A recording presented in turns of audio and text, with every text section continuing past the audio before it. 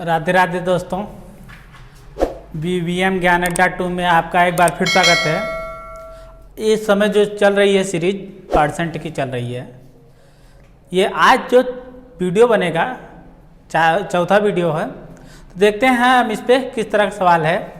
कई टाइप के सवाल हैं। जैसे कह रहा है पहला सवाल, सोने तथा चांदी के 50 ग्राम मिश्र धातु में भार के रूप में 80% सोना है।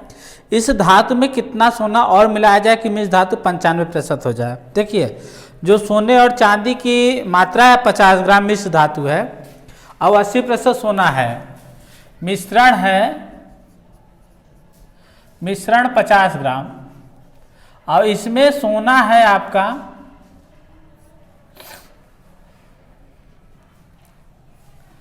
ये सोना है। देखिए, सोना है 80%, 50 का 80%, 1 0 2 0, यहाँ से कितना है 8 5 40 ग्राम सोना है। तो चांदी कितना हुआ 10 ग्राम।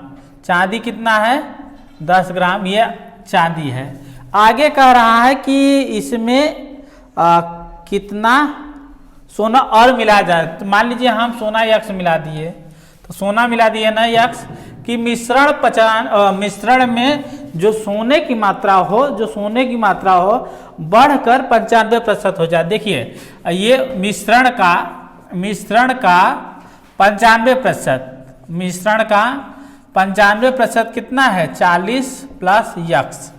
40 प्लस यक्स इसे छोटा कर ले, 5 निशान में 95, 5 निशान में 100, तो इधर आ गया 19 5 45, 19 5 95, या 950 प्लस 19 यक्स, इधर चला गया 800 प्लस 20 यक्स, तो 8 से इधर आया कितना मिलेगा 950 माइनस 800 बराबर यक्स। तो यहाँ से मिला 150 ग्राम। अर्थात जो सोने की मात्रा मिलाई जाएगी वह 150 ग्राम एक्स्ट्रा मिलाया जाएगा। चलिए, अब हम अपने अगले सवाल पे चलते हैं। अगला सवाल क्या कह रहा है,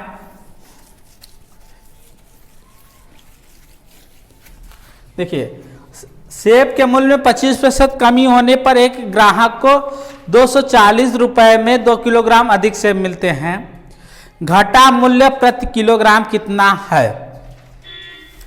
देखिए, जो कह रहा है सेब के मूल्य में 25% कमी हुई। कमी कितना हुआ 25%, और अधिक कितना मिल रहा है 2 किलोग्राम। कितना है 2 किलोग्राम। तब देखिए, यहां से हमको निकालना है मूल्य। देखिए, कितना प्रतिशत गुणते जो वस्तु जिस पे बिक रही है जितना था कीमत बटे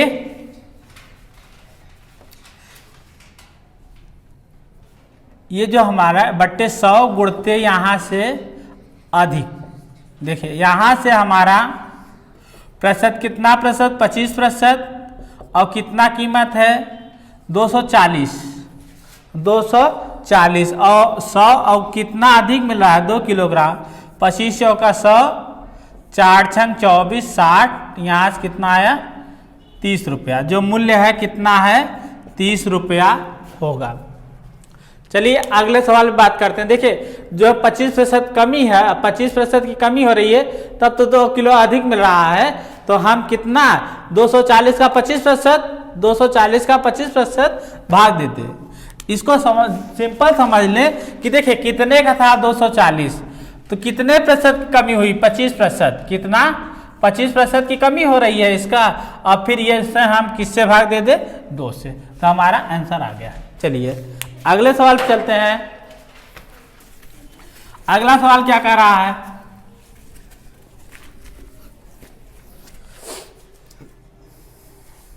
यदि मिटाने वाले रबड़ों के भाव में 25% कमी हो जाए तो कोई व्यक्ति 1 रुपए में 2 रबड़ और अधिक खरीद सकता है। तो 1 रुपए में प्राप्त रबड़ों की संख्या कितनी है। देखिए मिटाने वाले रबड़ों के भाव में 25% कमी हो गई तो कोई व्यक्ति 1 रुपए में 2 रबड़ और अधिक खरीद सकता है। तो 1 रुपए में प्राप्त रबड़ की संख्या, देखिए यहां से हम संख्या निकालना है ना। देखिए यहां से 1 रुपए का 1 रुपए में 25% की क्या हो गई, कमी हो गई, 25% की कमी हो गई। और वही कह रहा है कितना अधिक रबड़ पा रहे हैं, 2 अधिक, अर्थात 2 से भाग देते हैं। तो यहाँ पे क्या मिलेगा, 25 चौका 100, 25 चौका 100, 1/8, अर्थात 1 रुपए में कितना रबड़ मिल रहा है, 1 रुपए में 8 रबड़ अब मिलेगा। कितना मिलेगा, 1 रुपए में 8 रबड़ मिलेगा। चलिए आगे के सवाल पे चलते हैं। आगे का सवाल क्या कह रहा है, किसी वस्तु के मूल्य में 33.1/3% कमी होने पर 1 रुपए में 4 वस्तुएं अधिक खरीदी जा सकती हैं। घटने से पहले वस्तु का मूल्य कितना था। देखिए पहले हम वर्तमान निकाल ले, कमी कितना हो रहा है, जो कमी प्रतिशत है 33.1/3%। 33.1/3 को हम कर दे 100/3%, 100/3%। और फिर कहा रहा है अधिक, जो वस्तु है कितना अधिक खरीदी जाएगी, 4, कितना 4 अधिक खरीदा जा रहा है। और मूल्य कितना है, कीमत 1 रुपया। तो हमें निकालना है, पहले हम वर्तमान निकाल ले, पहले हम वर्तमान निकाल ले। देखिए प्रतिशत 100/3 और गुणते 1/100 और फिर कितने, 4 वस्तु अधिक मिल रहे हैं, 4 वस्तु अधिक मिल रहे हैं। तो ये 100 से 100 कैंसिल, तो 1/12 जो मिल रहा है हमको, 1 रुपए में 12 वस्तु मिल रहा है। लेकिन कब, जब 4 वस्तु अधिक मिलने लगा। तो घटने से पहले कितना था, घटने से पहले ये 4 हमको एक्स्ट्रा मिलने लगा ना। अगर ये 4 एक्स्ट्रा ना मिलता, 12 में 4 गए, कितना मिला, 8 वस्तु, कितना 8 वस्तु हमको मिल रहा था। चलिए अब हम अपने अगले सवाल पे चलते हैं।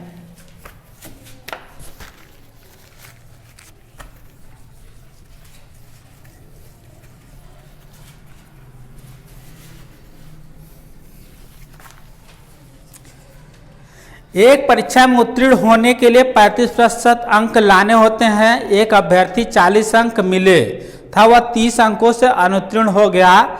परीक्षा के लिए अधिकतम अंक कितने थे, अर्थात पूर्णांक कितना था। कह रहा 35% अंक उसको चाहिए पास होने के लिए, लेकिन 40 अंक मिला और 30 अंकों से फेल हो गया। देखिए माना पूर्णांक यक्स, माना पूर्णांक यक्स और प्राप्तांक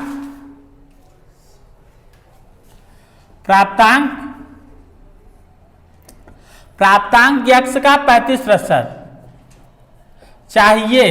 यह न्यूनतम प्राप्तांक है, यह न्यूनतम जो उसको चाहिए कितना पास होने के लिए, यक्स का 35%।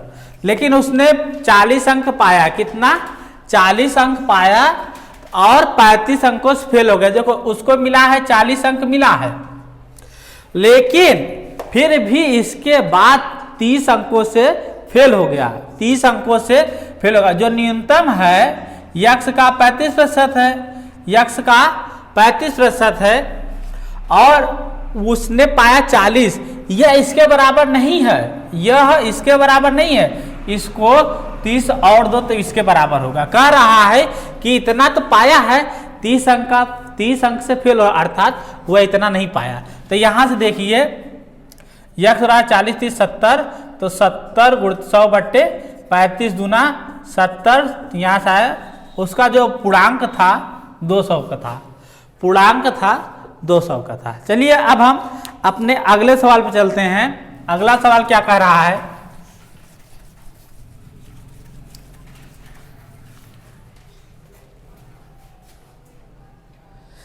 एक किसी परीक्षा के लिए उत्तीर्णांक 40% है। एक विद्यार्थी ने 185 अंक प्राप्त किए तथा वह 15 अंकों से अनुत्तीर्ण हो गया। कह रहा है किसी परीक्षा के लिए उत्तीर्णांक 40% है, एक विद्यार्थी ने 185 अंक प्राप्त किया था, वह 15 अंकों से फेल हो गया, परीक्षा के लिए अधिकतम अंक कितना था। देखिए यहाँ से यक्ष का 40% चाहिए, यक्ष का 40% चाहिए, वो तो 185 पाया है, 185 पाया है, लेकिन 15 नंबर से फेल हो गया। कितने से? 15। अगर वो 15 नंबर पाया होता तो यक्ष का 40% होता। 185 उसको मिला था, फिर भी 15 नंबर से फेल हो रहा, वही 15 नंबर अगर और मिल गया होता यक्ष का 40% पा जाता, तभी तो पास हो गया होता। तो यक्ष बराबर यहाँ से आया 200 और गुणते 100/40, 100/40, 40 पंजे 200, तो यहाँ से कितना आया? पूर्णांक कितना का था? 500 का, जो उसका पूरा पूर्णांक था 500 का था। चलिए अब हम अपने अगले सवाल पे चलते हैं। अगला सवाल क्या कह रहा है? अगला सवाल कुछ इस तरह का है,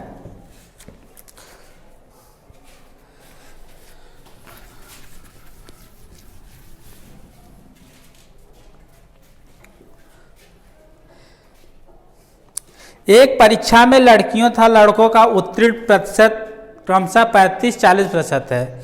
एक लड़के ने 483 अंक प्राप्त किए तथा वह 117 अंकों से अनुत्तीर्ण रहा। लड़कियों के न्यूनतम उत्तीर्ण अंक, पहले देखिए यहाँ पे 2 हो गए हैं, लड़के और लड़कियां।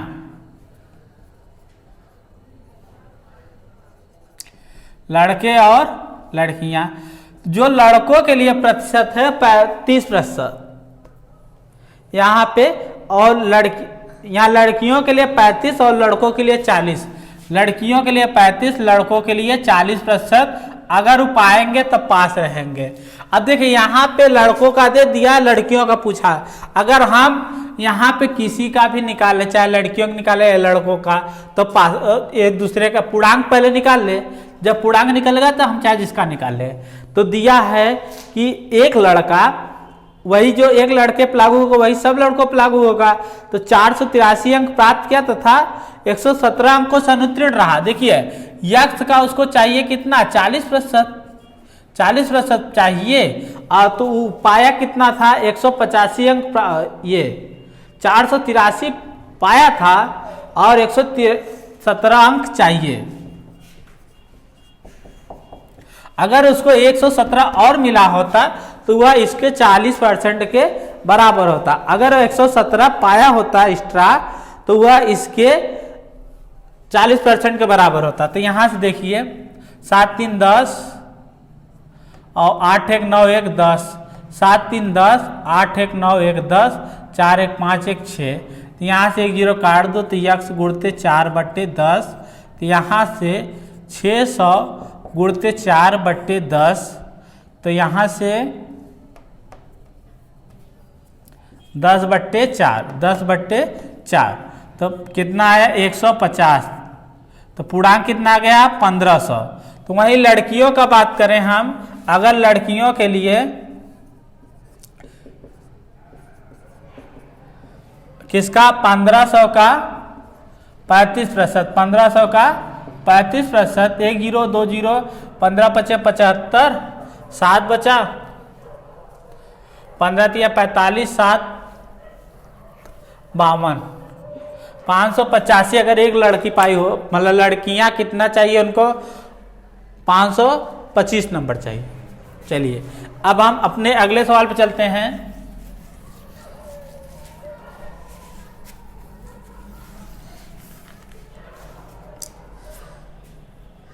किसी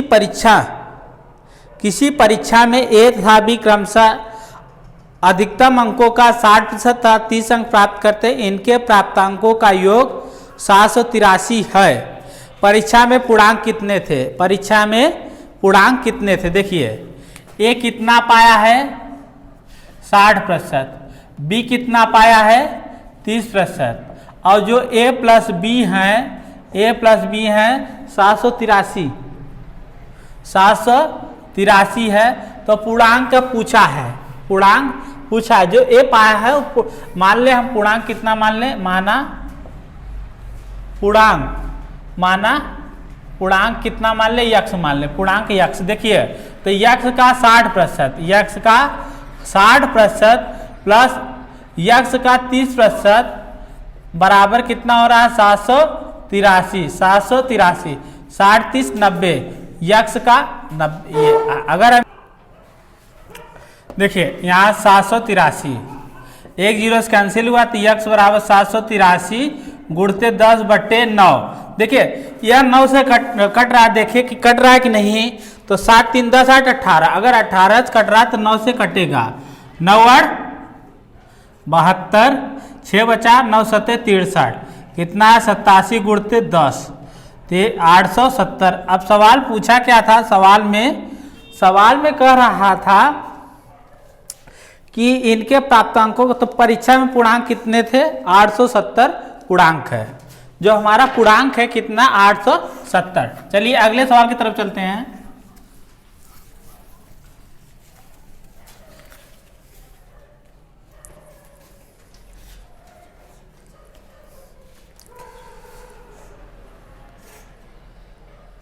सवाल कह रहा है कि किसी परीक्षा में 5% अभ्यर्थी अयोग्य घोषित हुए था।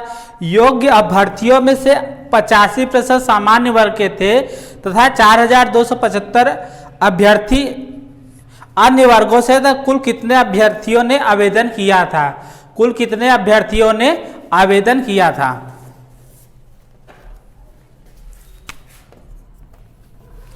देखिए किसी परीक्षा में 5% अभ्यर्थी अयोग्य घोषित हुए और योग्य अभ्यर्थियों में से 85% सामान्य वर्ग के थे तथा 4275 योग्य अभ्यर्थी अन्य वर्गों से, तो कुल कितने अभ्यर्थियों में आवेदन हो। देखिए यहाँ पे जैसे जैसे सवाल कहता जाए हम उसी तरीके से बढ़ते जाएंगे, जैसे जैसे सवाल आगे बढ़े उसी हिसाब से बढ़ते जाएंगे तो आसानी से आ जाएगा।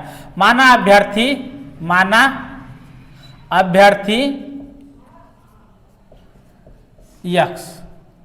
देखिए जो हम यक्स मानते हैं यह एक समझने का तरीका है।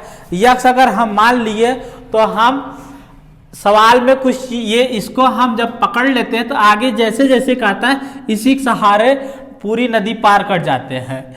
यह तो सवाल में एक तिनका है, अगर हम तिनके को पकड़ ले और इतना मजबूत रहेगा जितना तिनका, उतनी आसानी से हम पूरी नदी पार कर जाएंगे। तब चलिए कह रहा है कि 5% अयोग्य हुए, अयोग्य कितना 5%, तो योग्य कितने हैं, योग्य 95%। और फिर कह रहा है कि सामान्य वर्ग के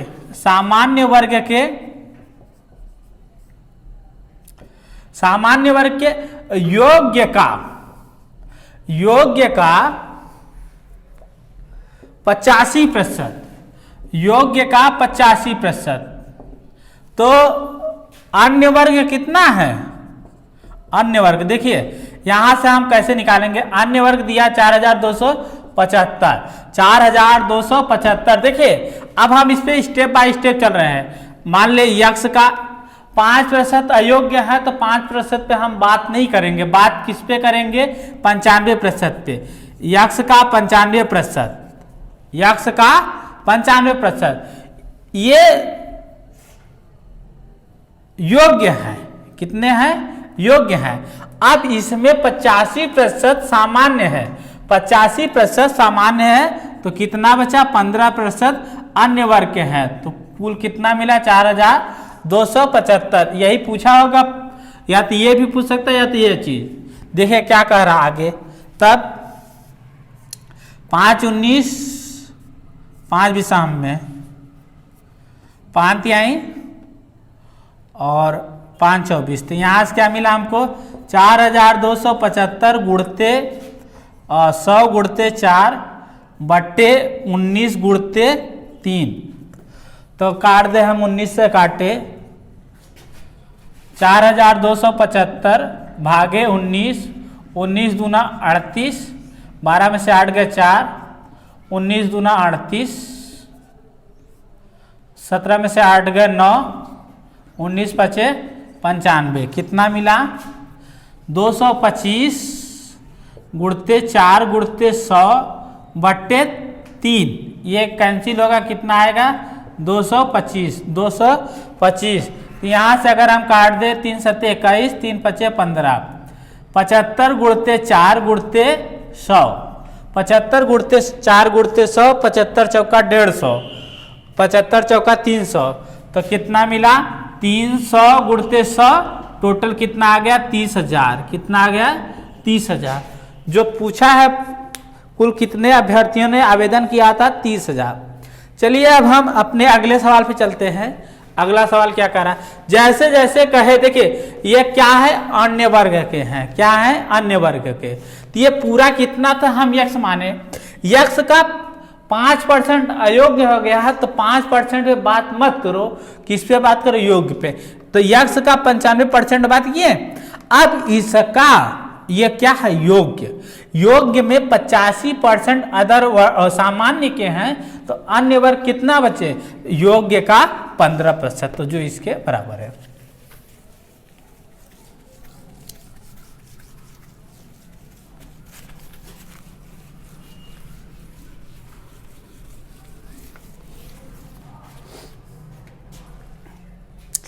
एक परीक्षार्थी 30% अंक प्राप्त करता है 5 अंकों से अनुत्तीर्ण हो जाता है। एक अन्य विद्यार्थी 40 अंक प्राप्त करके न्यूनतम अंकों से 10 अंक अधिक प्राप्त करता है। उत्तीर्ण होने के लिए न्यूनतम आवश्यक कितना है आवश्यक न्यूनतम अंक कितना है देखिए जो पहला विद्यार्थी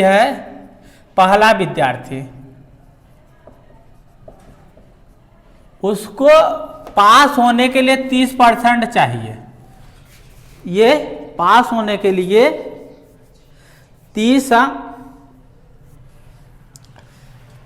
अंक प्राप्त करता है और 5% से अयोग्य हो जाता है 5 अंक से अनुत्तीर्ण हो जाता है। अगर वो 5 अंक पा जाता तो न्यूनतम के बराबर हो जाता इसका 30% पाया है और 5 अंक से फेल हो गया अगर उसको 5 नंबर मिल गया होता तो वह बेचारा पास हो जाता है लेकिन वह 5 नंबर कम पाया इस कारण फेल हो गया। यक्ष का 30% पाया है लेकिन 5% और चाहिए था। वही दूसरा विद्यार्थी है यक्ष का कितना पाया है यक्ष का 40% पाया है कितना यक्ष का 40% वह पा गया लेकिन वह जो न्यूनतम अंक था देखिए यह न्यूनतम अंक है न्यूनतम अंक से 10 अंक एक्स्ट्रा पा गया है।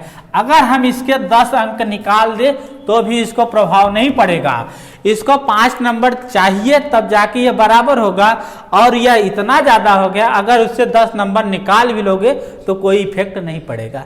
चलिए अब हम बात करते हैं अपने सवाल पे इसको हम इस तरफ कर दे इसको इस तरफ कर दे 5 + 10 और यक्ष गुणते 40 यहाँ काट पीट ना करें ऐसे यक्ष गुणते 30/100 देखिए 40 में 30 गए कितना बचा यक्ष का ये 10 और इधर कितना हो गया 15 1 0 से 15 गुणते 10 यक्ष का वैल्यू जो आया 150।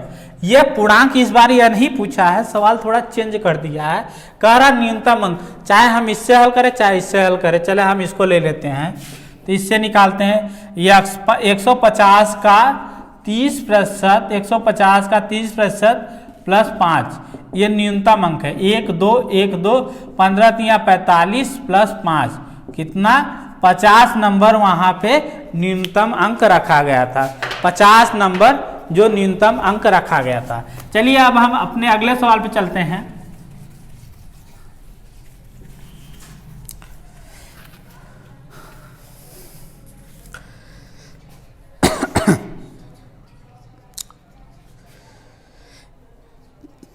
एक परीक्षार्थी ने 30 अंक प्राप्त किए 30% अंक प्राप्त किए 108 अंकों से उत्तीर्ण रहा। दूसरे परीक्षार्थी ने 52% अंक प्राप्त किए जो उत्तीर्ण होने के लिए आवश्यक अंकों से 24 अधिक था।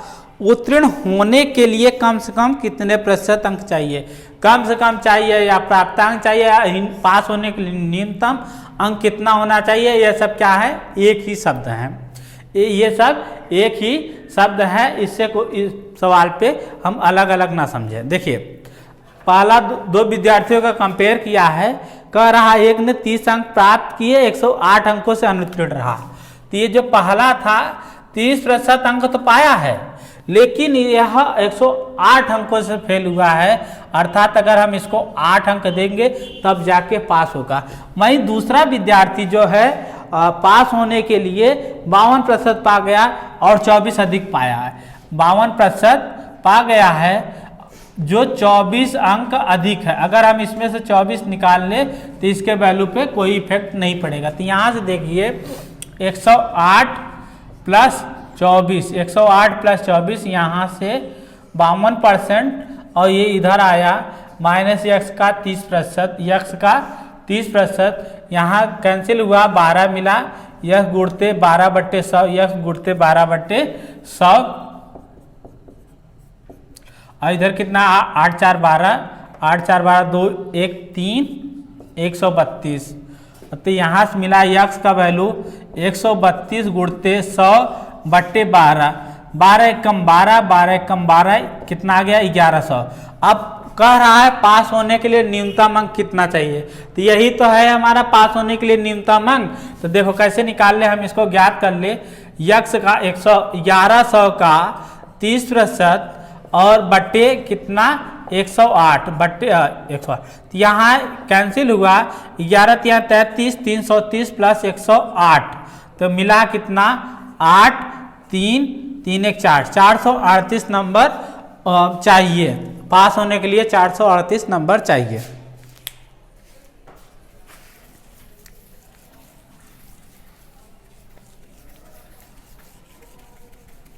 चलिए हम अपने अगले सवाल पे चल रहे हैं। अगला सवाल क्या कह रहा है,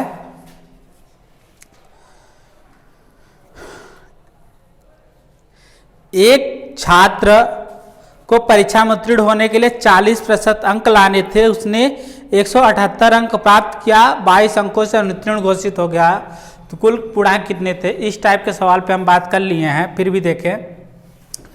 भी देखें कह रहा है कि 40% अंक लाने थे पास होने के लिए और 178 अंक पाया है। देखिए कितना चाहिए था 40%, जो पाया है 178 अंक पाया, लेकिन कम है, यह कम है इसके, तो इसको कुछ बढ़ाओ।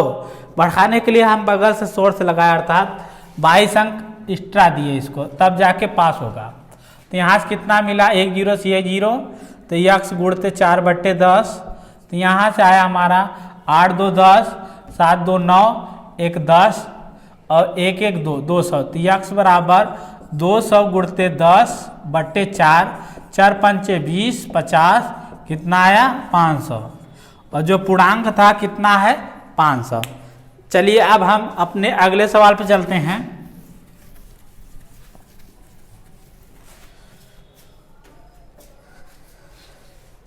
एक परीक्षा में कमल ने 70% अंक प्राप्त किए, उसे 4 विषयों में से 3 विषयों में क्रमशः 81, 66 तथा 61% मिले। चौथे विषय में उसे कितना अंक मिला, चौथे विषय में उसे कितना अंक मिला। देखिए फिर से, एक परीक्षा में कमल ने 70% अंक प्राप्त किए, उसे 4 विषयों में से 3 विषयों में क्रमशः 81%, 66% तथा 61% अंक मिला। चौथे विषय में उसे कितने अंक मिले। देखिए मान लें हम एक विषय में 100 सबका है, पूर्णांक कितना है 100, तो चारों विषयों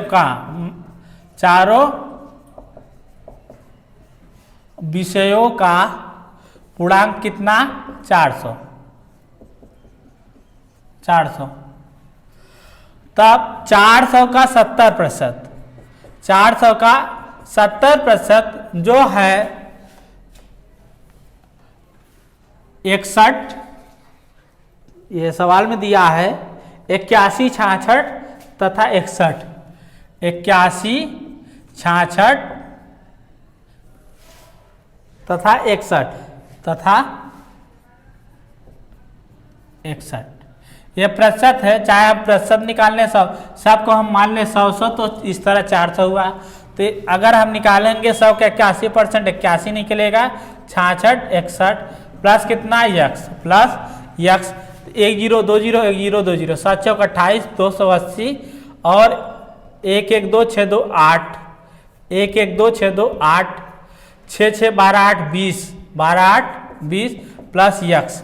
तो यहाँ से मिला यक्स वैल्यू 280 माइनस 208 280 और माइनस 208, तो यहाँ से कितना मिलेगा 208। 10 में से 8 गए, 10 में से 8 गए 2, यहाँ से 7 72, कितना मिला 72। देखिए हम कितना माने हैं, सबका 100 माने हैं, तो यह चौथा विषय भी 100 नंबर का है। 100 में 72 नंबर पाया, जो यही इसका परसेंटेज है, जो इसका यही परसेंटेज है, अर्थात 72%।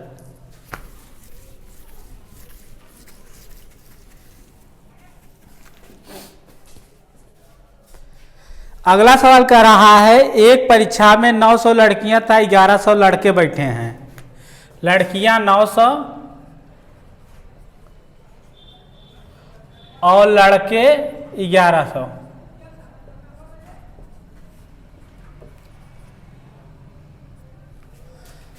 और कह रहा है कि जो उत्तीर्ण हैं 40% लड़कियां हैं, 50% लड़के उत्तीर्ण हैं। ये उत्तीर्ण कितने हैं, 40% लड़कियां हैं और 50% लड़के हैं। तो अनुत्तीर्ण कितना होंगे, अनुत्तीर्ण होंगे 60% और 50%, 60% और 50%। तो पूछ रहा है कि कुल कितने प्रतिशत विद्यार्थी अनुत्तीर्ण है, कुल कितने प्रतिशत विद्यार्थी अनुत्तीर्ण हैं। तो हम अनुत्तीर्ण का निकाल ले। देखिए लड़कियां कितने हैं, 900 का 60%, 900 का 60%, 1 2 9 6 54 540, और लड़के 1100 का 50%, तो 11 5 55, कितना 550। देखिए यहाँ पे जो अनुत्तीर्ण थे, अनुत्तीर्ण कुल कितने हुए, अनुत्तीर्ण ये 540 प्लस 550 कितना आ गया 9 5 5 10 1090 1090। और कुल विद्यार्थी कितने हैं,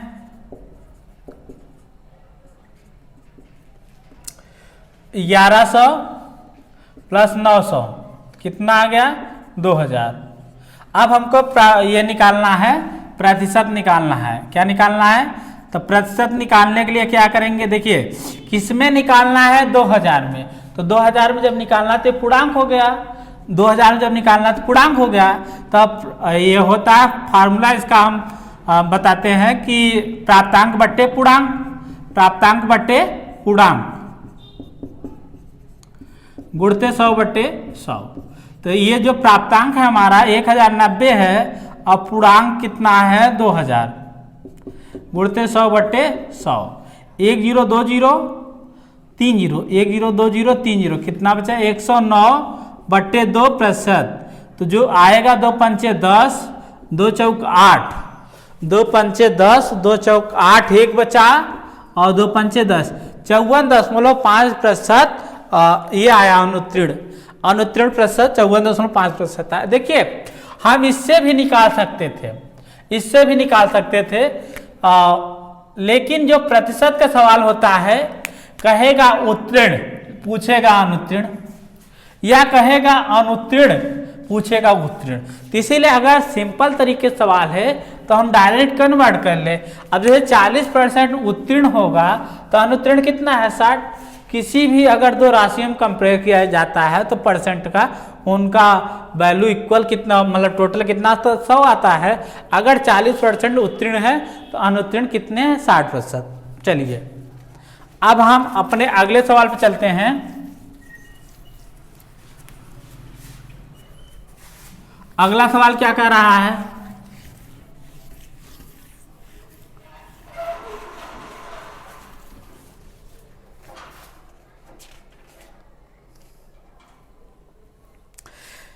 किसी परीक्षा में 60% विद्यार्थी अंग्रेजी में, 70% गणित में उत्तीर्ण हुए, 20% विद्यार्थी दोनों में अनुत्तीर्ण हुए, तो 2500 विद्यार्थी दोनों विषयों में उत्तीर्ण रहे तो कुल परीक्षार्थियों की संख्या कितनी थी? देखिए जो कह रहा है उत्तीर्ण ए में उत्तीर्ण कितने हैं? 60%,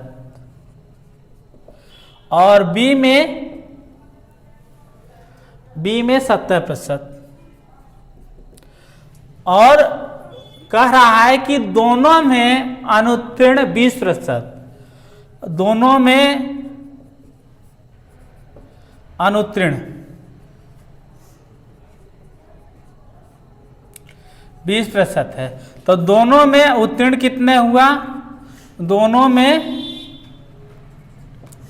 उत्तीर्ण देखिए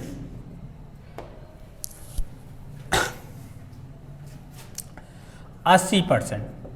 अब देखिए कुल कितने विद्यार्थी उत्तीर्ण हो रहे हैं? कुल उत्तीर्ण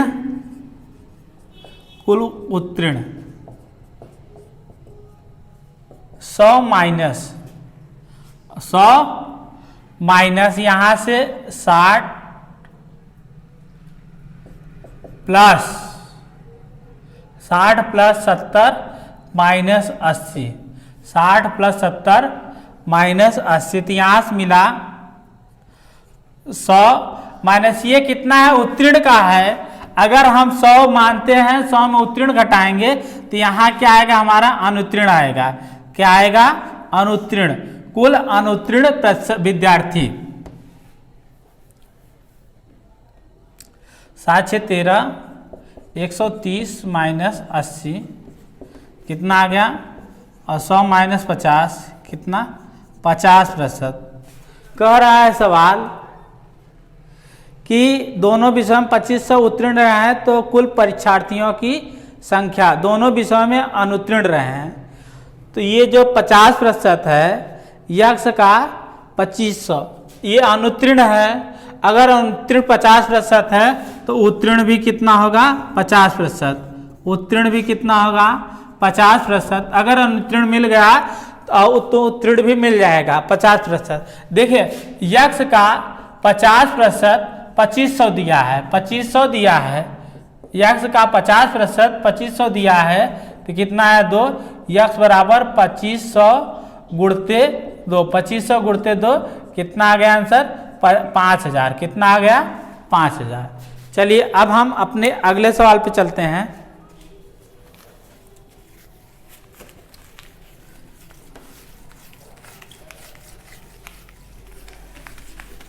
अगला सवाल कह रहा है एक परीक्षा में 42% अभ्यर्थी गणित में, 52% अभ्यर्थी अंग्रेजी में अनुत्तीर्ण हुए, 17% विद्यार्थी दोनों विषयों में अनुत्तीर्ण हुए, तो दोनों विषयों में 46 अभ्यर्थी उत्तीर्ण हुए, तो कुल अभ्यर्थियों की संख्या देखिए जो अनुत्तीर्ण दिया है ए गणित मतलब मैथ में कितना है?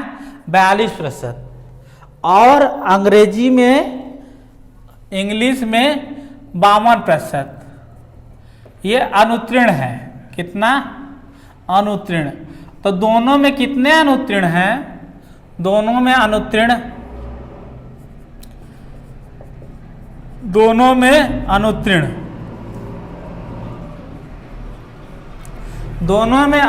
है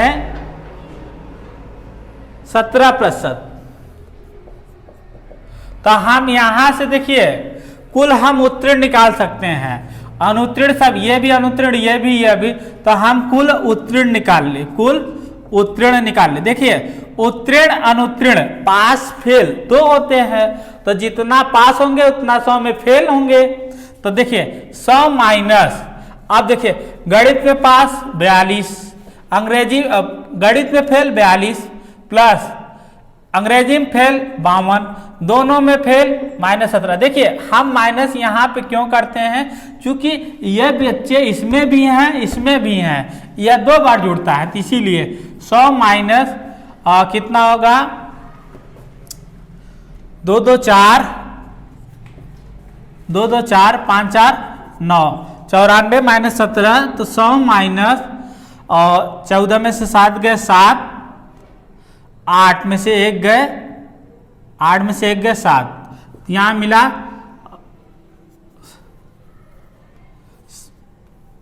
23%।